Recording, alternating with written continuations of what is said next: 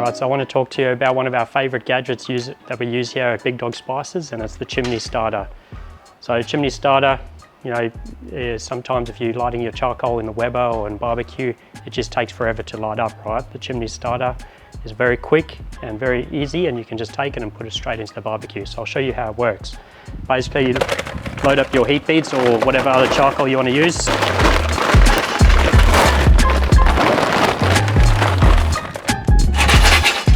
Got some in there. Bit of firelighters, just put them onto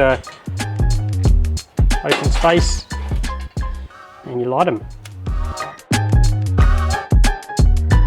You just wait for it to light up, and it takes about 10 to 15 minutes compared to if you were doing it straight into the Weber, would probably take about a good 30 to 45 minutes. So it really saves you some time, really easy to use and doesn't make a mess.